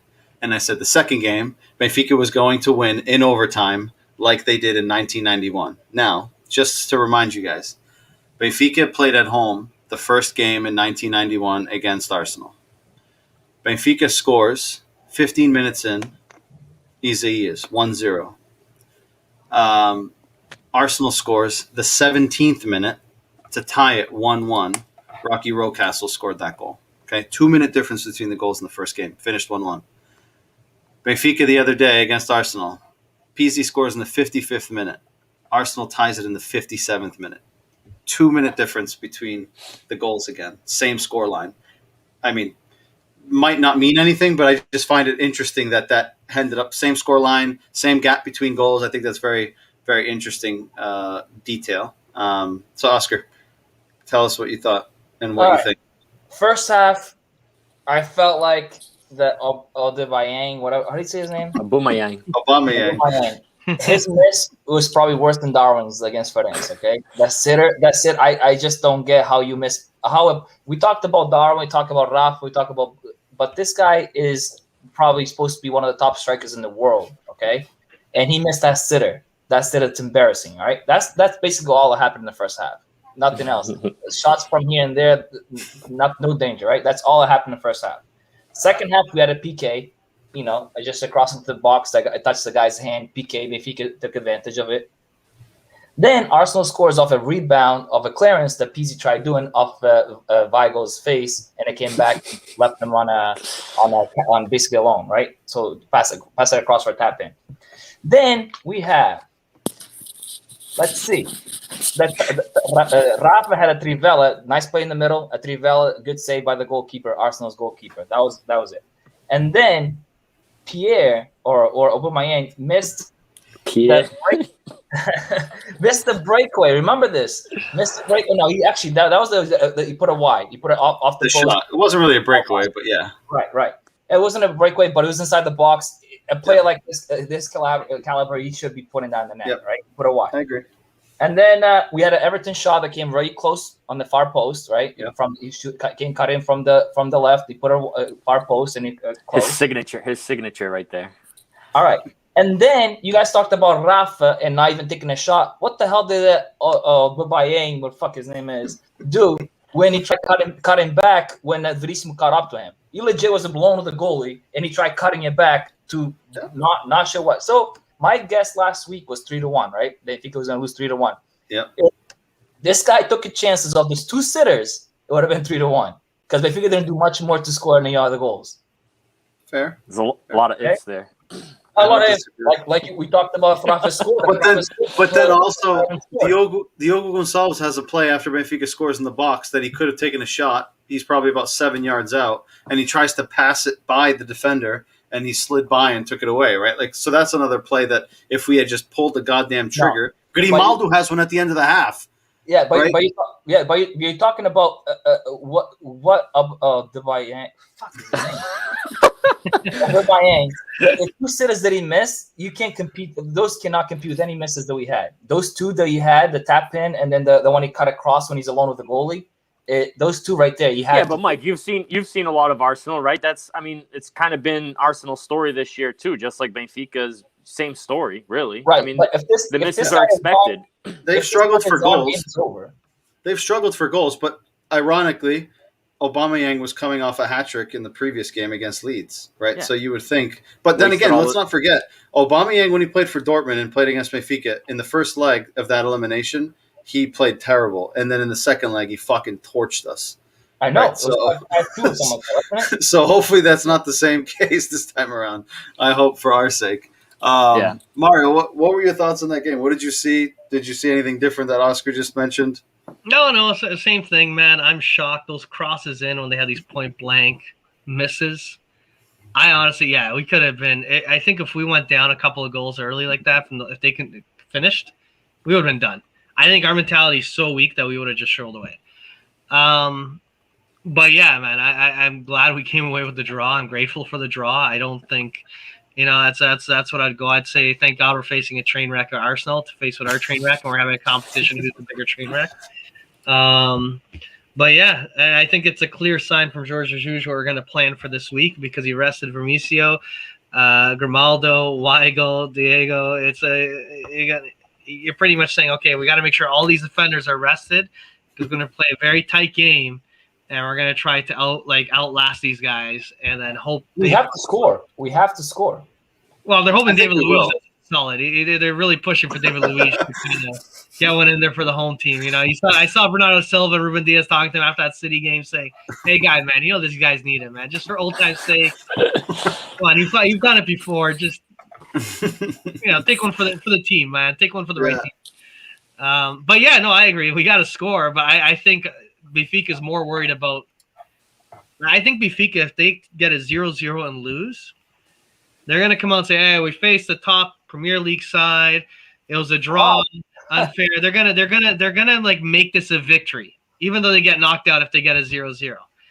What they want to avoid is get knocked out with a 0-0, or if you take it to Arsenal for the win and get spanked in Europe, that's gonna be what might set off. They know there's a riot that's about ready to go in Lisboa. Like you see the rage building. And no one knows what's going to trigger it, but that's why Luis Vieira is petrified to say a word. Everyone's hiding. They're scared that sooner or later it's going to snap. And so they're probably saying, guys, just don't fucking, if we get knocked out with 0-0, who cares? Just do not get spanked. You lose a 5-0 like Basel in this atmosphere today. We need to hire. We don't have enough money for the armed services because we're broke. We got no money. The money in the bank's gone. There is no segurança here, man. You're fucked. Don't screw this up. You got rent-a-cops. Yeah, they got the rent-a-cops. They can't even get proper rent-a-cops. They got to get the guys with the little Ford Pinto and jeans and the baggy, the cheap ones. The mall cop. Not even mall cop. The corner store cop. You know what I mean? Kenny, what were your thoughts? Yeah, no, I thought, what you guys mostly said. I thought it was a game that I expected, right? Kind of Benfica sitting back a little bit, feeling out the game. And I thought the game in general was pretty boring. I thought there was maybe 15, 20 minutes of good soccer that was played between both teams right around, when the goals came. But, yeah, I mean, it's an open draw still. I mean, it is. We can still come out of this and kind of brighten the mood a little bit, maybe give a little bit more optimism. But I agree. I kind of disagree. I don't think losing to Arsenal, even if it were kind of a little bit of a blowout, I don't think it's the end of the world. I don't think look where we're at, right? I don't think this is going to make or break the season if we lose to Arsenal and get out of Europe. So I think that will come down to in the Taça de Portugal if we somehow manage to F that up. Yeah, that's where the where the implosion will happen, right? But yeah, I think we still have a good chance, and you never know what can happen. Maybe we'll get another PK since we don't get them during the league. We'll get them during Europe. But yeah, I just hope we can get back to like scoring some goals. We have to find some sort of momentum with the goal scoring. I have a question for all three of you. So, would Benfica, I'm gonna say 95% already through to the final of the Taça de Portugal, right? 3-1 away to Estoril. 95%. If they blow this one up, if they blow that up, I'm not coming back on here. No, they should just like make a hole and dig themselves in there because they're not going to be able to go outside anyway, right? So they're pretty much, and that's the final of the cup is at the end of the season, right after the Campeonato is over, right? So what do you think is more important? Concentrate now in Europe, or concentrate on getting a European spot in the Campeonato? Because I think the league is much out of the question. Yeah, you have to. Yeah, but you have to fight for. You still got to fight for second place. All right. Well, yeah. At least third because it gives a chance to. Third is. Does third get qualified to champions? No, that's okay. So you have to qualify for the champions. Top two. At least third. But the thing is, the point gap from second to us is what, 3 points? 5 points. Is it 5 it's points? still manageable. Porto has 44, Benfica, or Porto 44, Braga 43, Benfica 39, Paços Ferreira 38. Fuck, I'm more worried about Paços Ferreira at this stage. No, second has to be a priority still. No, 5 points is 5 points. With the way Porto are playing, they're getting dumb luck. and a little help, you know. A little Yeah, fruit no, that- well, it's yeah. in guarantee, you know, for every 2 games, you get 1.5 PKs. I forgot the ratio. No is. shit. Yeah, exactly. It's- But they're still playing like shit. Think of all the penalties they've gotten. They're playing like I trash. agree. I'm actually more worried about Braga, and it sounds terrible to say, but they're if you look at them against Porto, those 2 games in the league, the Taça Portugal, and their recent matches, there's a level of confidence at that club that they're playing in the Champions League next year. And unless something smashes that confidence, I got a feeling they're going to nick one of these spots, and it's up to Porto or Benfica who gets the other one. And I think Porto's going to drop more points because their confidence is shattered also. Not as bad as ours, but They play Sporting pretty soon. Next week, this next weekend. week. So which one, Braga Yeah, or Porto Sporting. Porto? Oh, good. Yeah. I've never cheered for Sporting in my life. Here we go. No, but Mario, I agree with you because Braga's definitely flying under the radar with all the other stuff going on, but they are definitely, I feel like, a lot more dangerous than Porto right now. And you kind of see the momentum, like they're on an upward momentum right now. they It's, just and lost they to Roma, score. right? They score They goals. did. Yep. yeah, They lost. They lost 2-0 to 2-0. Roma. 2-0. They got robbed on a play, and There should have been a penalty. They got robbed on. but I would say if I'm Braga, financially speaking, Champions League, that's a game changer for them. Oh yeah, 100%. Right now, I bet you they're like, who cares about Europa? Just we actually have a shot at this. Go for Yep. it. It's probably what they're thinking. Oh, yeah. I think we have a fair shot, but it's hilarious. It's hilarious to see Paços Ferreira. As I saw the Paços Ferreira versus Guimarães, those guys have a gut feeling. Given how bad the thing is, we're giving energy to all of our opponents. more Passos we is well screw- coached. They're well coached, but they see us screwing up, and they go, "Man, these guys are going to screw up again." Just keep you can beat Tondela, you can beat Marítimo, you can beat because the thing is, forget Braga, Sporting, and Porto. They're looking at the other docket saying, if we work our asses off like never before, we stay in the dog race. The fact that Pasha's in that dog race, god damn it, it's insane. Good for them, but man, we got to wake up. Yeah. No, I don't think I'm worried about the passes. I really think in Sporting too. Sporting will lose points. Right now they're too far from us to even catch up to them. But they'll lose points, right? I'm not worried about Braga's and Passos always shown that they can't keep up the whole season, especially the team that they have. They don't have the depth that the big teams have. Oh no, they'll drop eventually. Yeah, so there's a matter of time. Like they're going far because it's already the second round, but I think there's a matter of time before they start losing points, and the big three will be the big three. We shall Can I see. say one Time will thing? tell. I left my battery upstairs, so it's gonna die in like a few minutes. So if I die, All right. it needs to work, man. I tune on. I love the work you guys are doing. What's your I prediction? just had a question about what you guys think of Verissimo in his debut.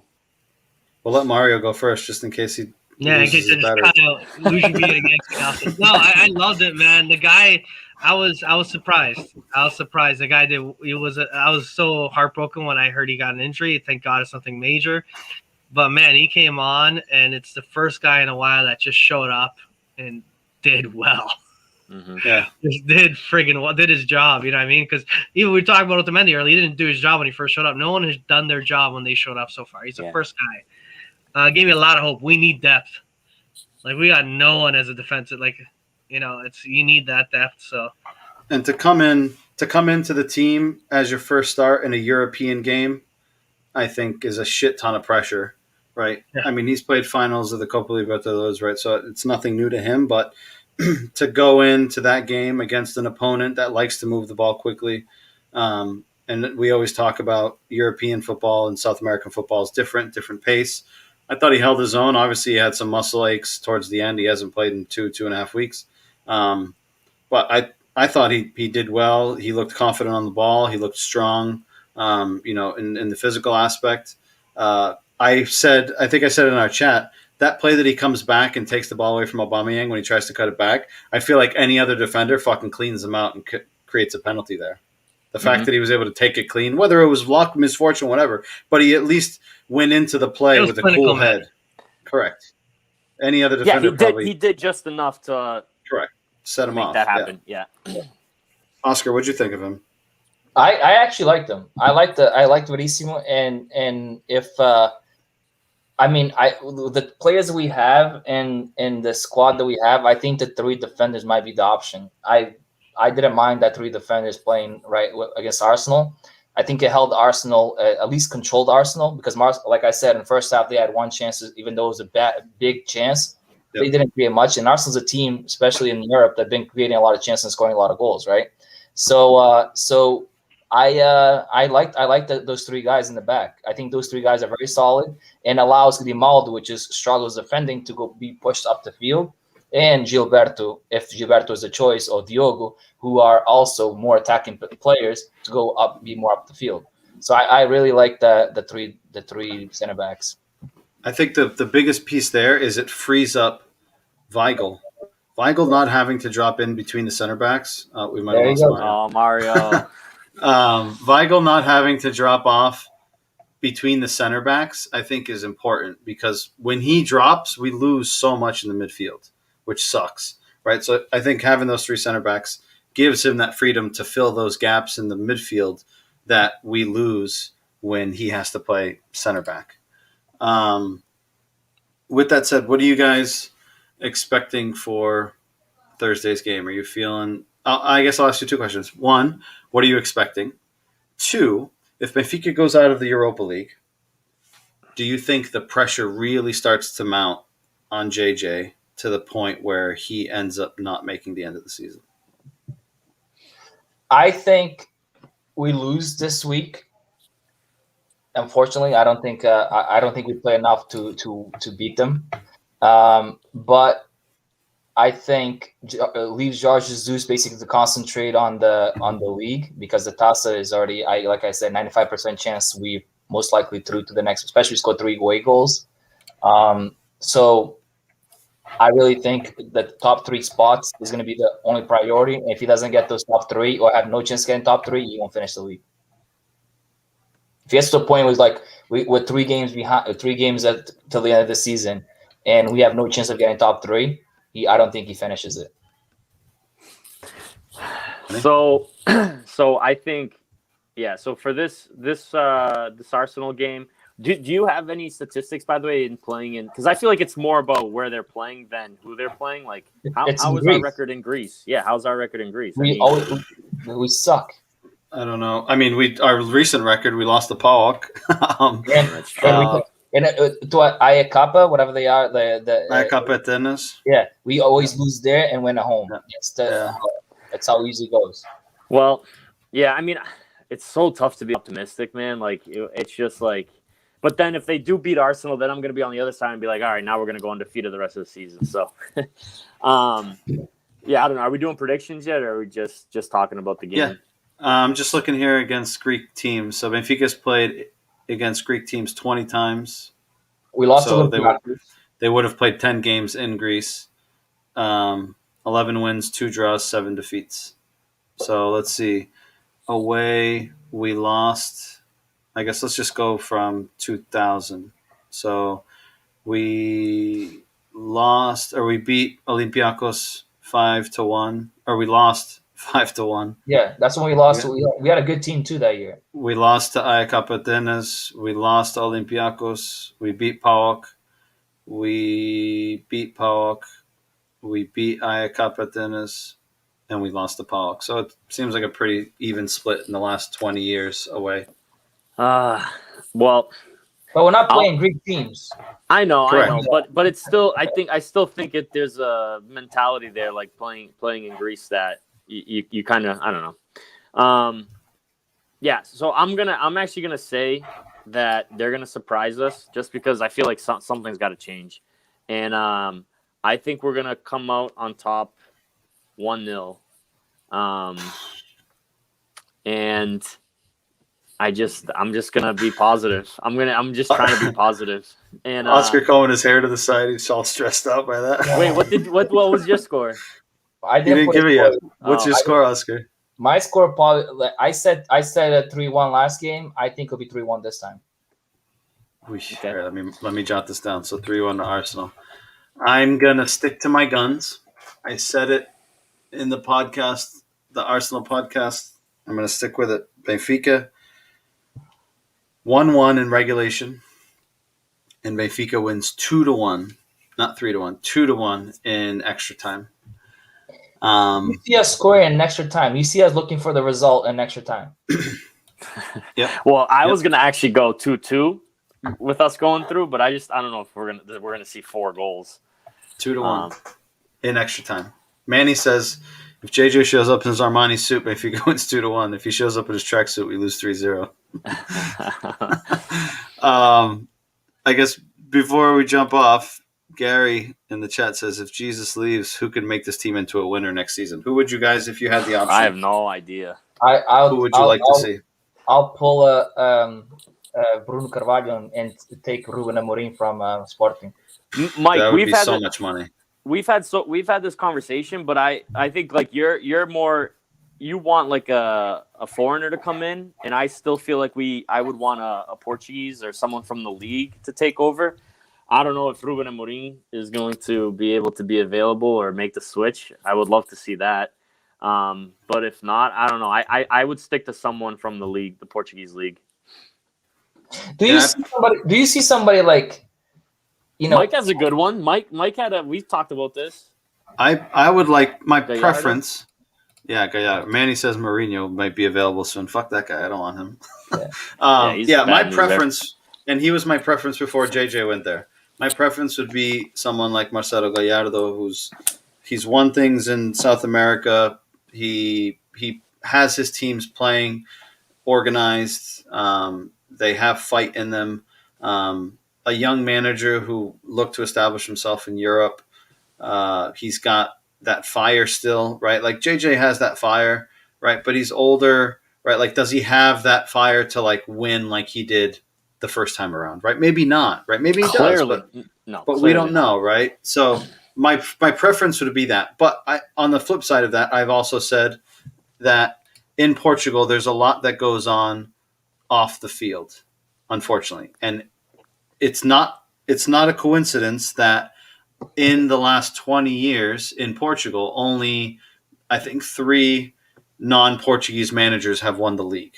I think Laszlo Bologna was one with Sporting, Trapattoni, Coadrians with Porto, and I think that's it. I don't think any other. Coadrians was when the Porto was winning everything every year. Yeah. But I think those 3 are the only non-Portuguese that have won in the last 20 years in Portugal. So that's telling, right? And I think there's just too much that goes on. And if you come in and you're not able to withstand all the noise outside and deal with the drama and the press, I think you're going to get fucking gobbled up. So if it was a Portuguese option, it's what Milton said here. I would like to see someone like Carlos Carvalho at Benfica. I had 3 names. What do you guys think of like the likes of Abel, Leonardo Jardim? You guys don't like? I don't like Leonardo Jardim. I liked him, but he's been out of the game for a while. I wonder like what he's doing and things. Abel, I think, is another good one. When he went I like Abel. When he went to Monaco, Leonardo Jardim, he was good. He even got him back because they started struggling after he left. I actually like Leonardo Jardim a lot. And Abel is a guy that like reminds me of almost a Bruno Lage. He has a lot of respect with Morgado. Yeah. I like the way he speaks too, but he has like that fire. The fire behind. I like that about Abel. Abel could be my choice, and he just won something important, which Jesus won too. But Jesus got all these players to win it. And was Abel successful? Was he where else was he successful? Just won the inter. No, but where else? Where else? I think he had a decent run in Braga. I mean, he didn't win anything, but he did a decent job at Braga. He hasn't won anywhere else. He was at PAOK. He did well at PAOK. He knocked Benfica out. In Greece. So he was the one that knocked us out. Who was your third name? You only said 2. I Marco Silva was my third one I had on the page. But I know we talked about Marco I don't like him either. And he was an Everton and all that, but actually Milton just said Marco Silva too. But I had these 3. Yeah, I wouldn't go with Marco Silva. Yeah, but Abel would have been my. I think if it was a guy that like we can possibly get, Abel will be the guy. But then again, we'll be like, oh, we just got a Jorge Jesus from Brazil. After winning the Inter whatever the cup is that they win. Libertadores. And look what Jesus has done. So but Abel has never been at Benfica, so like it could be something like the that could be something good for us. Like come in with the new ideas and new mentality and do something for us. Let's see. Or we're gonna. Jason Marks says Pepe. That's been a name that's come up a lot. What do you guys think about him? I don't think he's ready for that level yet. I would like to see him at a Guimarães, a Braga, see how he copes with that pressure. Is Pepe the same guy that the Sérgio Conceição fought or punched or something in the locker room or in the tunnels? So for me, I want to see No. some. I don't know. I don't know. That's the guy. I think you're talking about the guy from Bolnes that they got in a fight in the tunnel. Yeah, it wasn't him. He's in the second. He's at Penafiel now. I think Pepe's. I feel like he comes off like he knows a lot about like the strategy of the game. Like I think will be able to coach a well-structured team. But I also think he has a little bit of attitude, which I want to see like that character from the coach, right? To have that like almost that Porto type of mentality. Jesus used to have that, right? And I don't think he's clearly lost something. I'd like to see that. I don't see that in Jardim. I don't see that in Marco Silva. Abel. Yeah, I saw that in that final of the Libertadores, but I didn't watch too much of the Brazilian league. So yeah, Jason says Ruben wasn't ready too, and now look. But don't forget Ruben Amorim, or don't forget Jason. Ruben Amorim came from Braga. Yeah, right? So he took that step. Correct. So he took that step. I think. Going from a Paços Ferreira to a Benfica, even though Pip is a guy that was at Benfica as a player, I just think it's too much of a jump. I think, especially in this moment, right? Like the pressure you're walking into is fucking ridiculous. Wait, let's think about this. If when Bruno Lage took over, you said there was no pressure because the league was lost. Well, the league is lost now. Why would it be any different? I don't think they'll make the change mid-season. That's the thing. But I think if he comes in. He did it last time. He did it with Bruno Lage, but there's no way that JJ walks away, first of all. And there's no way that Benfica gets rid of JJ because it's too expensive. We're still paying Bruno Lage. Don't forget, right? If we let JJ go, he's going for $6 million, I think, is the fee, right? To get rid of him. Even if he leaves on his own? Chunk. If he leaves on his own, he loses that right? I'm sure they can mutually agree and give him less. Do you think JJ, a guy of his personality, doesn't admit to failure, you think he's going to walk on his own? No chance. No, and he's not a Benfiquista. Don't forget that. He's a Sportingista. If it was Sporting, maybe. He's not a Benfiquista. There's no chance he's walking away from that money. And remember, he only wanted 1 year to begin with. Correct. And Luis Felipe had to get him 2. And now I wish he only had to give him 1. Yeah, Milton makes a good point. Paulo Fonseca, similar. Went to Porto. And, they're not his biggest fan. So we'll see what happens. A lot of question marks. Boys, anything else we want to add? Or are we all therapied out today? Are you guys feeling a little bit better? You got it out? I'm feeling a little bit lighter. I feel like I was able to de-stress a little bit. Oscar seems still a little stressed out. No, I'm still stressed out because I don't see any up. I thought we had reached the bottom, and we got to those 5 games. Okay, there's going to be 5 wins, kind of momentum. And then we have 2 ties back-to-back against teams already beat in the first round. Terrible, dude. Our record looks so shitty right now. Like, it's unbelievable. Go ahead. No, I was just going to say, I had way more to say at the end of the game than I did right now. I feel like I didn't get the full Desabafu out. Like, I still feel like I have a lot more to say, but I just don't know how to say it anymore. If it was after the game, though, I wouldn't have held back. So, oh well. Fair enough. Thanks to everyone in the chat. Gary, some new names. Win a whole show without mentioning Tarat. That's a good point. We didn't mention that guy once. That might be the first time. He didn't do too bad against Arsenal. He didn't. Nuno Tavares didn't either. We didn't mention him, and he had a pretty good game too. He had a pretty good game against Ferenc. He had a couple good crosses into the box. He didn't make any mistakes defensively that stood out. So I guess if we're not talking about them, I think that's a good thing, right? It seems. If you want to take that as a positive, go for it. Thanks everyone in the chat. Milton, Gary, Manny, Jason. Who else did we have in here today? Mario, obviously. Patrick, Paul, Mario, Jonathan. Thanks for joining, buddy. Yeah. Joaquin Oliveira in there as well. He's a fan of getting rid of JJ. You want him back? Yeah, he's saying send him back to Brazil. Danny was in there. Who else did we had? Mikey earlier. Yeah, we had a couple of new names. Victor Gonçalves, another new name. So thanks to everyone that was in the chat. Boys, thanks for joining me. I thought it was a good conversation. It went a little bit longer, but I thought we had a couple of good topics that we discussed. Yeah. We will be back next week. Don't forget to. We got one more comment here. Boa noite, people of Benfica. That's it. Manny says, "Take it easy, boys." Take it easy. Is that what the girls would do, boys? Yeah. Seriously. Eu não falo com este barulho. Yeah, Okay. That was good. That was a good ending. Classic. That's why we love them. I mean, that Seriously. makes me happy Those when I moments. see that. Yeah. Yeah, for you too. Don't forget to follow us on our Facebook page. Subscribe to the YouTube channel. Hit the bell so you get notifications when we go live or when we post anything. And thanks for your support. We'll be back next week, and hopefully it'll be into the next round of Europa and with another win under our belt for the league. Have a good Let's night. do it. Thanks, everyone, and Correct. see you next week. Boa See noite. ya.